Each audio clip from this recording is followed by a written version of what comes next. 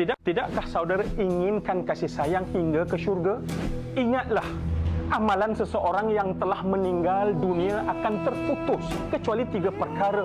Antaranya adalah sedekah jariah yang telah diberikan semasa hayatnya di dunia. Saudara dan saudari sekalian, berinfaklah bagi kedua ibu bapa kita yang telah pergi meninggalkan kita buat selama-lamanya. Bahagiakanlah mereka di sana. Jadi, marilah kita beramal dengan amalan berinfak kepada kempen pembinaan Masjid Tahfiz Al-Ayyubi. Pembinaan Masjid Tahfiz Al-Ayyubi ini bakal dilengkapi dengan kemudahan penginapan bagi pelajar-pelajar tahfiz. Allah, betapa besarnya ganjaran buat mereka yang berinfak demi membina sebuah tempat generasi muda yang cintakan Al-Quran. Semoga infak ikhlas yang saudara dan saudari hulurkan pada hari ini menjadi satu amal kebajikan yang membantu kita semua di hari pembalasan kelak, insya-Allah. Allahumma salli ala Sayyidina Muhammad wa ala alihi. Subhanallah ya. Dalam ketidaktentuan ekonomi ketika dan saat ini, saya ingin mengajak anda untuk sama-sama melabur demi kesejahteraan dunia dan juga akhirat kita, insya-Allah. Dan pada pagi ini kita akan bersama-sama dengan Ustaz Zul Ramli, subhanallah, selaku jurucakap Masjid Tahfiz Al-Ayyubi untuk membincangkan tentang melabur demi pembangunan agama. Assalamualaikum Ustaz. Assalamualaikum warahmatullahi wabarakatuh. Sihat ni Ustaz? Alhamdulillah. Alhamdulillah. Ustaz, kita nak bincangkan tentang pelaburan pada hari ini kan, sebab saya pasti ramai yang mungkin takut-takut nak berlabur, lagi-lagilah nak menginfak. Sebab apa? Dalam keadaan yang ketidaktentuan ekonomi ketika dan saat ini dengan harga barang semudah naik dan sebagainya. Tapi dalam erti kata yang sebenar, apakah maksud pelaburan demi pembangunan agama, Ustaz? Tafadhol. Allahu Akbar ya. Bismillahirrahmanirrahim. Hana dan para penonton yang bersama dengan kita.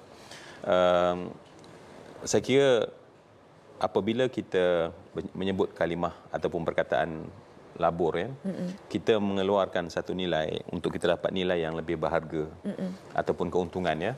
Dan nilai yang kita nak bagikan itu mungkin kita rasa dianya mahal dan berharga, tetapi pasti untuk satu benda yang lebih bernilai dan lebih berharga. Sama ada kalau kita nak tengok dari sudut keuntungan yang kita dapat sekarang ya. Saya suka apa yang dituliskan oleh contohnya Robert Kiyosaki dalam bukunya Rich Dad Poor Dad.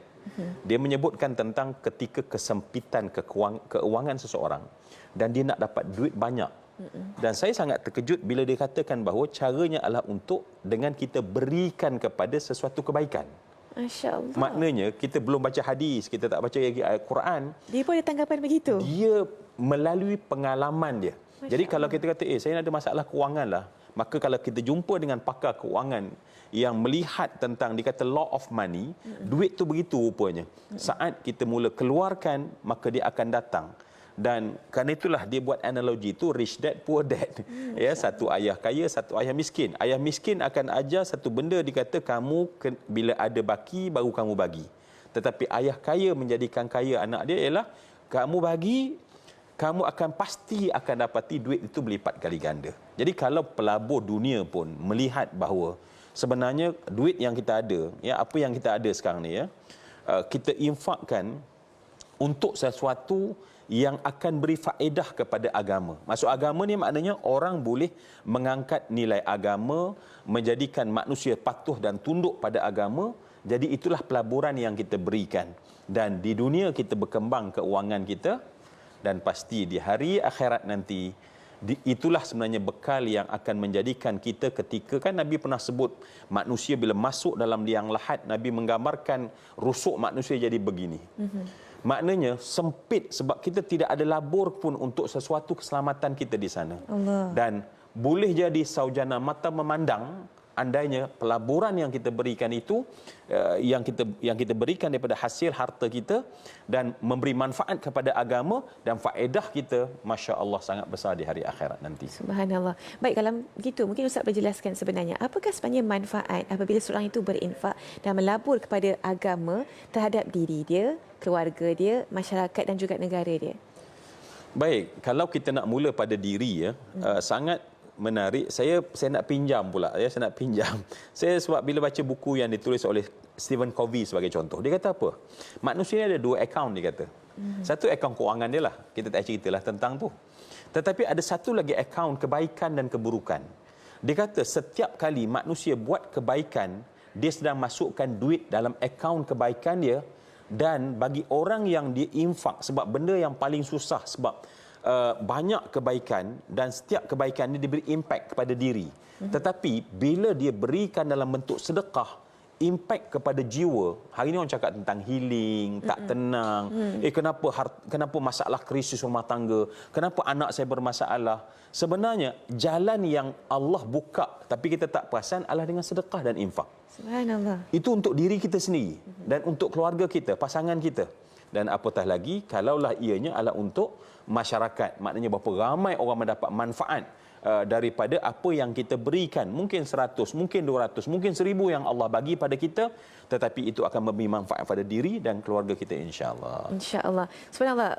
Ustaz, inilah peluang dan juga ruang kepada mereka yang sedang menyaksikan kita sekarang ini untuk menginfak dan melabur kepada pembangunan agama. Dan Ustaz aku jurucakap kepada Masjid Tahfiz Al-Ayyubi mungkin nak berkongsi sesuatu kepada mereka, insya-Allah. Baik. Saya kira rakan yang saya kasih sekalian, para dermawan yang kita minta Allah lahirkan perkara ini, sebahagian daripada harta yang Allah beri kepada kita, marilah saya nak mengajak kepada ma'had. Ya, bila sebut ma'had, kita tahu dia adalah sebuah kompleks pendidikan. Tahfiz, maknanya di sana adanya generasi baru yang akan menyerap Al-Quran, akan kekal Al-Quran dalam diri mereka.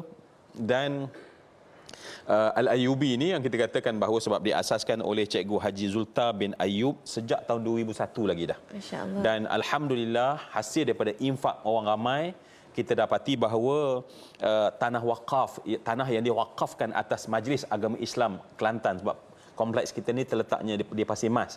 Jadi dengan infak inilah yang saya yakin akan menjadikan cita-cita kita untuk melahirkan dunia hari ini perlu pada orang baik.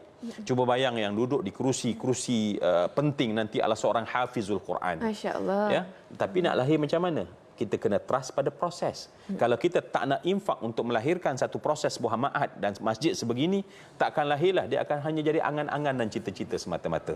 Jadi sebab itu inilah sebenarnya yang kita harapkan dapat kita bangunkan daripada ma'had Tahfiz Al-Ayyubi ini, insya-Allah. Insya-Allah. Jadi kepada mereka semua sama-sama kita menderma kepada pembangunan Ma'had Tahfiz Al-Ayyubi yang terletak di Pasir Mas. Mungkin Ustaz, kata-kata akhir Ustaz kepada mereka yang sedang menyaksikan kita ketika dan saat ini, insya-Allah. Baik, rakan tertera di sana, tolong snapshotkan dia, tangkap gambar dia supaya nanti mungkin kita boleh sebarkan. Marilah kita jadi ejen, bukan makhluk tapi ejen kepada Allah. Untuk di sana adanya masjid, adanya madrasah dan kompleks yang saya kira setiap sen daripada sumbangan kita akan sangat bernilai dan berharga, insya-Allah, dan pasti Allah menerima daripada seorang hamba-Nya, sebab Allah itu bersifat syakur, sangat berterima kasih setiap yang kita berikan demi untuk agama Allah Subhanahu Wa Taala. Masya-Allah. Inilah ruang dan juga peluang kita sama-sama untuk kita melabur untuk pembangunan diri kita juga dan juga akhirat kita, insya-Allah. Jazakumullah khair jazak kepada Ustaz Zul Ramli di atas perkongsian yang begitu baik pada pagi ini. Masya-Allah, barakallah. Nak berhenti rehat seketika, kembali lagi selepas ini dalam Assalamualaikum. Jangan ke mana-mana. Tidakkah saudara inginkan kasih sayang hingga ke syurga? Ingatlah, amalan seseorang yang telah meninggal dunia akan terputus kecuali 3 perkara. Antaranya adalah sedekah jariah yang telah diberikan semasa hayatnya di dunia. Saudara dan saudari sekalian, berinfaklah bagi kedua ibu bapa kita yang telah pergi meninggalkan kita buat selama-lamanya. Bahagiakanlah mereka di sana. Jadi, marilah kita beramal dengan amalan berinfak kepada kempen pembinaan Masjid Tahfiz Al-Ayyubi. Pembinaan Masjid Tahfiz Al-Ayyubi ini bakal dilengkapi dengan kemudahan penginapan bagi pelajar-pelajar tahfiz.